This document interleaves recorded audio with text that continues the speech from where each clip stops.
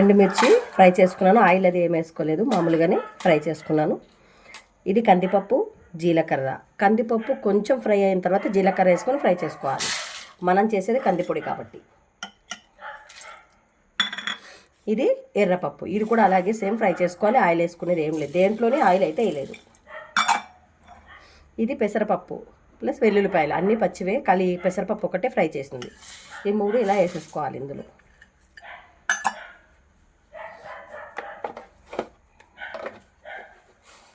Salt,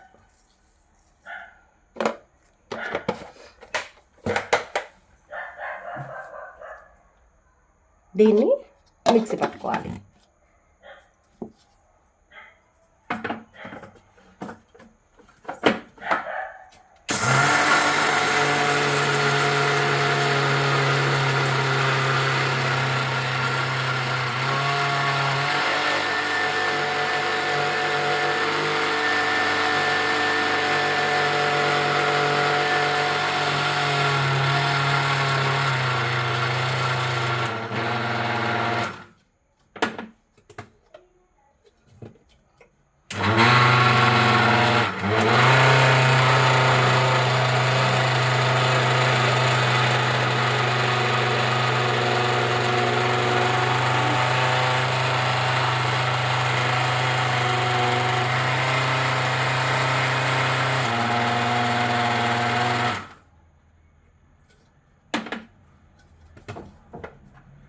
mixie పట్టుకున్న తర్వాత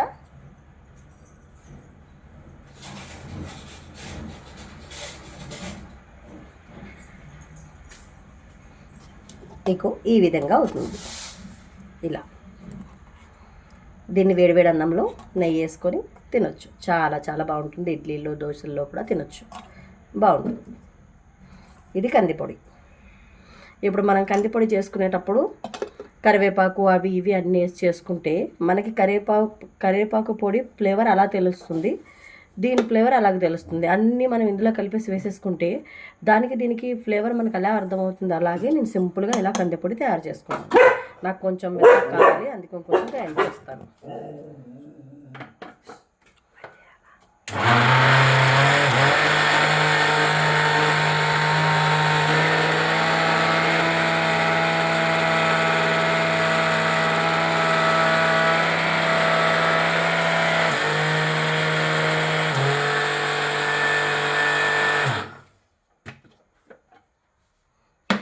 కొంచెం మెత్తగా యాడ్ చేసుకున్నాను, అందుకని తీసాను. ఎరుపు ఇలా ఇంతే.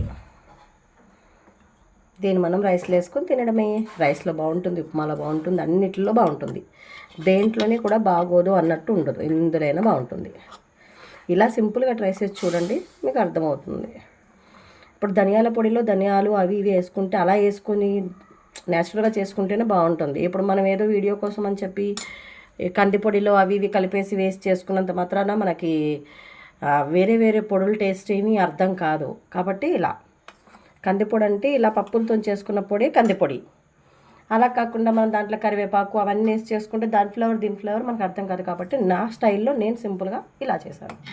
నచ్చితే లైక్ చేయండి.